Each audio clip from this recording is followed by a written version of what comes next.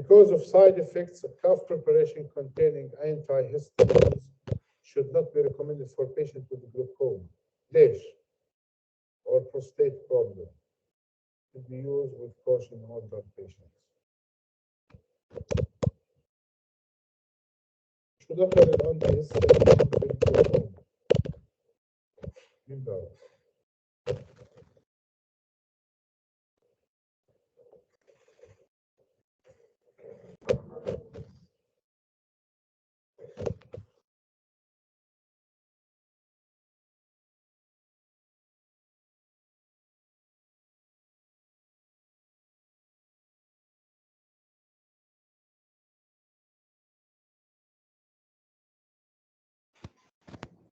دكتور يمكن إنه حكينا في بعض أنواع الأنفيتامين بيكون يعني مش كتير سلكتيف بس على يعني ممكن يشتغل على ريسبتورات تانية غير ال H1. لا، لانه الانتي هيستامين لهم انتي كولينرجيك افكت، والانتي كولينرجيك ايجنتس ما بصير نستخدمهم لا في الجلوكوما ولا في البروستيت. واضح؟ تمام دكتور. Interaction, the sedative effect of antidepressant, anxiolytic, hypnotics are likely to be enhanced by antihistamine. يعني التنويم تبع الانتيهستامين في منها بنعس وفي منها ما بنعس.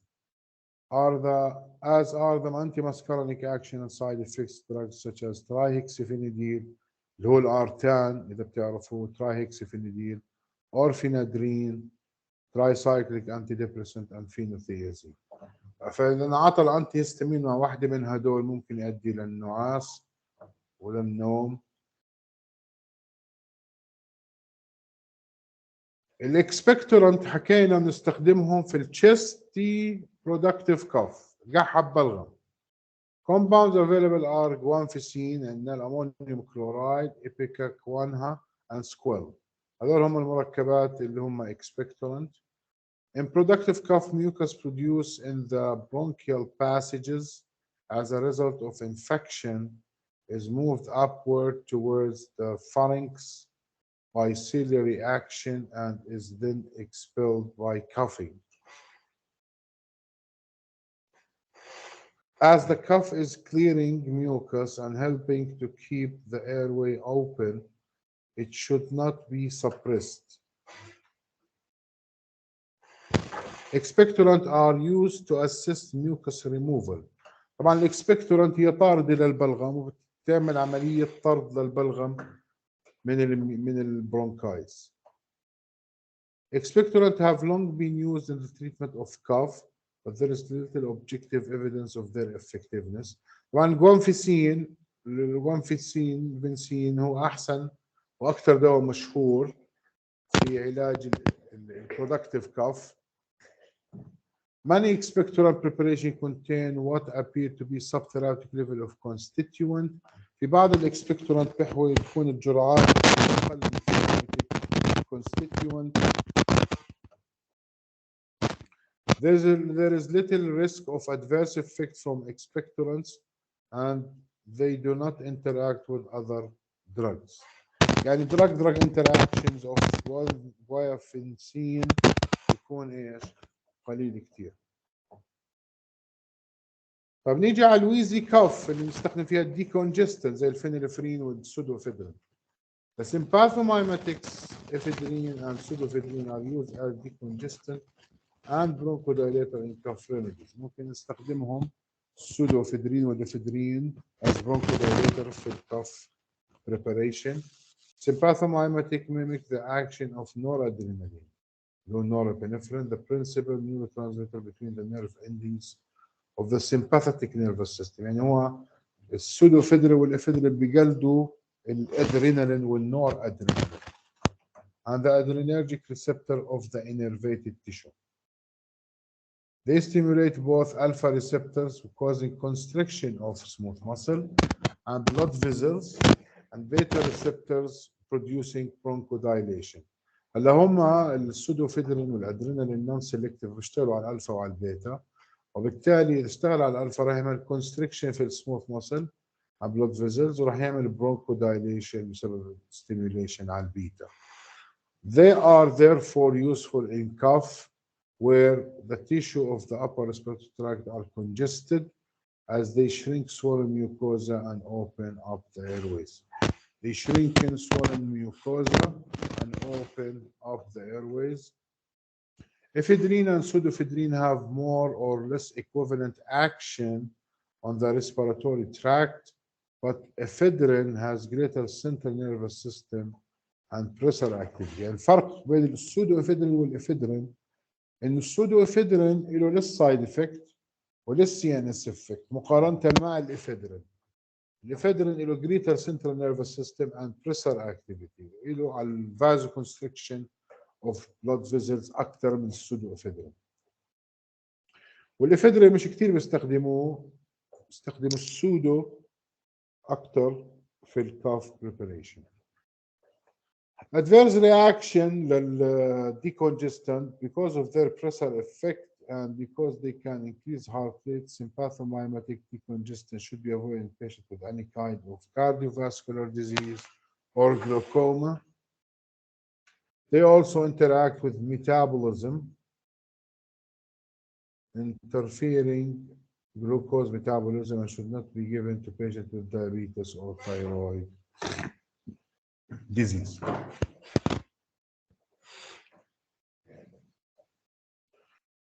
هلا nervous system stimulant doses should not be taken near bedtime لانه بيعمل nervousness. يعني السودوفيدرين والإفيدرين يفضل ناخده مش قبل النوم مباشرة، ممكن يعمل insomnia وممكن يعمل nervousness. Sympathomimetic decongestant interact with monoamine oxidase زي مين؟ زي الفينيلزين، ترانيلكبرامين، سيليجلين، هذول كلهم MAO inhibitor preventing the breakdown of noradrenaline and increasing amount of stored adrenergic terminals وبيعملوا hypertensive crisis. عشان هيك السودوفيدرين والإفيدرين should not be given with monoamine oxidase inhibitors because of the accumulation of noradrenaline كميات كبيرة. هلا الأورال decongestant should also be avoided by patient taking beta blocker as sympathomimetics stimulate both alpha receptors of the cardiovascular and to produce vasoconstriction, and the beta adrenergic receptor to produce vasodilation and stimulation of the heart. المرضى اللي ماشيين على بيتا بلوكر يفضل ما نعطيهم سودوفيدرين لانه بيعاكس المبدا تبعه. السودوفيدرين والإفيدرين بيشتغلوا على الالفا والبيتا، والبيتا بلوكر بيشتغلوا على البيتا ريسبتور، فممكن يصير انتاجونيزم. The overall effect is a slight increase in both blood pressure and heart rate. If the beta receptor are blocked, unopposed alpha adenoreceptor mediated can lead to rise in blood pressure. فإذا سكرنا البيتا ريسبتور يعني إذا أعطينا بيتا بلوكر مع سودوفيدرين أو إفيدرين راح يسكر البيتا وراح يؤدي stimulation unopposed alpha. unopposed يعني مش مسكر alpha adenoreceptor mediated vasoconstriction can lead to rise in blood pressure ممكن يؤدي إلى ارتفاع الضغط. في كمان عندي نوع ثاني من الأدوية اللي هو الديمالسنت زي ستريبسلز. Coat the mucosa of the pharynx and provide short-lived relief of the irritation that provokes reflux coughing. They are mainly used for their placebo effect. يعني لهم placebo effect. Although possible true pharmacological effect has been proposed. Compound used in demulcent cough remedies include glycerol, liquid glucose, syrup, honey. كل هذول يدخلوا في تصنيع demulcent اللي هي زي ستريبسلز، اقراص تنحط بالفم بتذوب على اساس انه تعمل التشحيط اللي في الحلق بيكون او الجرح اللي في الحلق بيكون بتعالجه وبتنتهي من الالم الموجود في الحلق بسبب القحه. في عندي اللوزنجز كمان glycerin, lemon, honey providing more prolonged soothing effect than liquids as they promote the production of saliva. هلا الديمالسنت واللوزنجز بيزيدوا الافراز السلايفا اوكي، وهذا السلايفا بصير لها demulcent effect while the pastille is being sucked. يعني الحبة لما تحطوها في تمكم وتمصوها أوكي بزيد السلايفا برودكشن أوكي، وبالتالي يزيد الديمالسنت effect. Demulcent can be safely taken by anyone. The only drawback being high sugar content. مشكلته انه فيها سكر كثير عالي. هلا في sugar free I think منهم موجودين بالصيدليات sugar free preparation اللي عندهم diabetes او اللي عندهم مثلا obesity ممكن يستخدموا sugar free demulcent.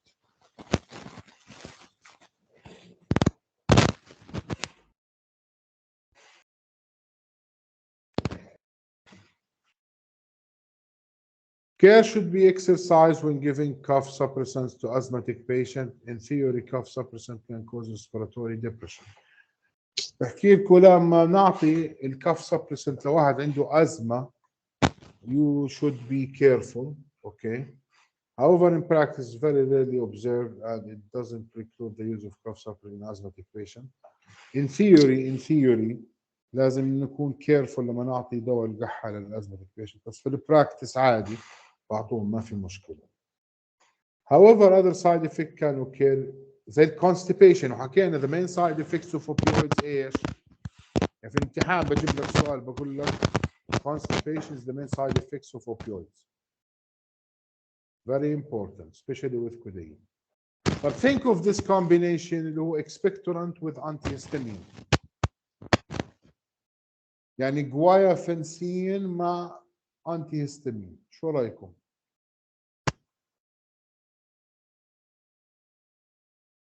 دكتور بيزيد الافيكاسي.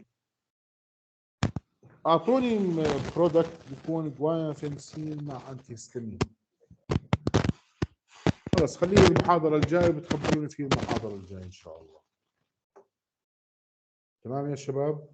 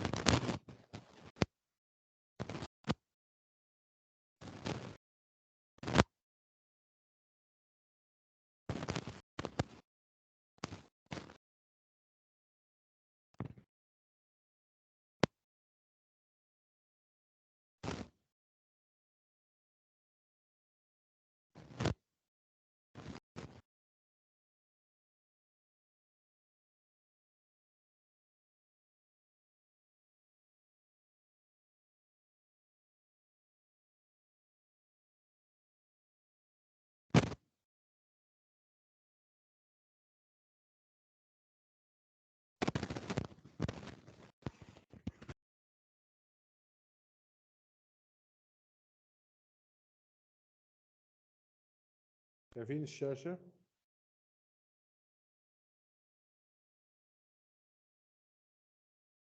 دكتور شايفينها.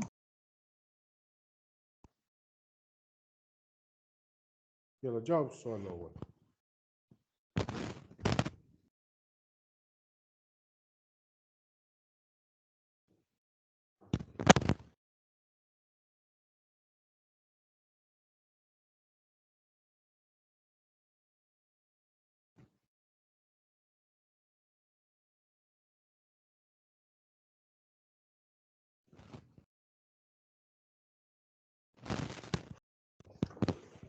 دكتور التيارية الأوبيويد بيعمل كونستيبيشن. Advantage of dextromethorphan over codeine as antitussive.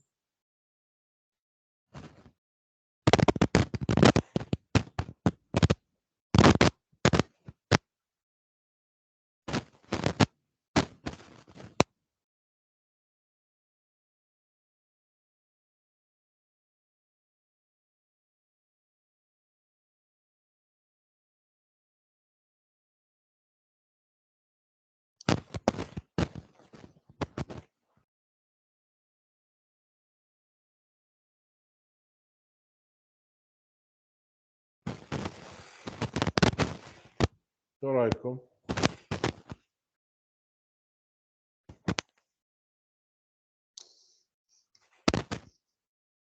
دكتور هي أقل بتعمل أقل withdrawal symptoms من الكودايين. جواب دي. دي صح. السؤال اللي بعده.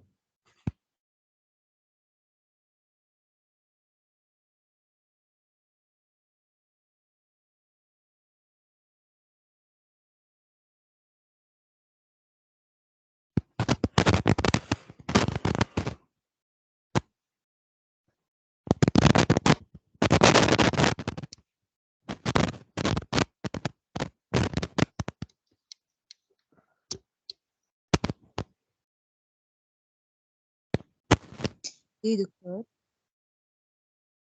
دي صح. طيب cough and cold preparation are not used in children less than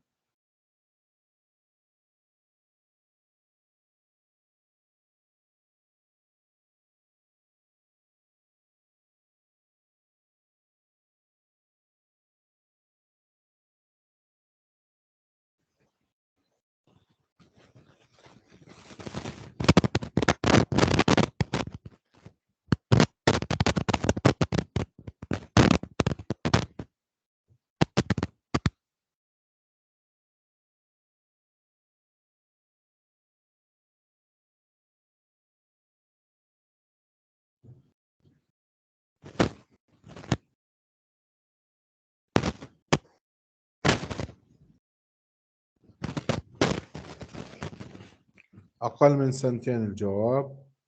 طيب which of the following is appropriate candidate for self-treatment of codeine cough؟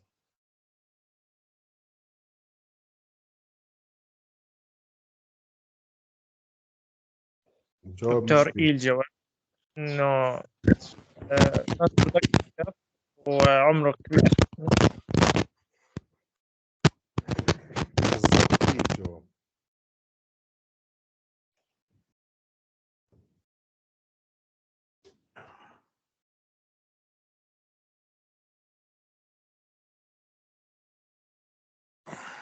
الجواب إيه صح. هيك نكون خلصنا الأسئلة. الأسئلة بنزلكم إياها إن شاء الله. هيك الأمور تمام.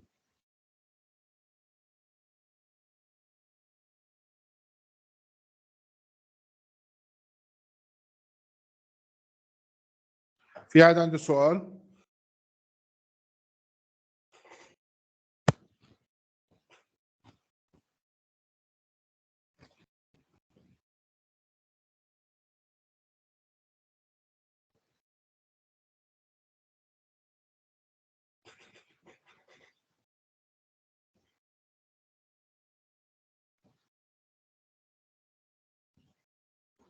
28 شهر.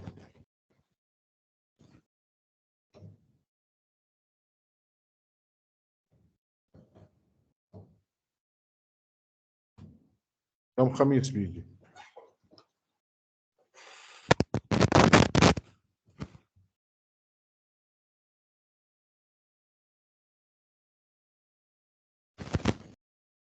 العفو. في حد عنده سؤال؟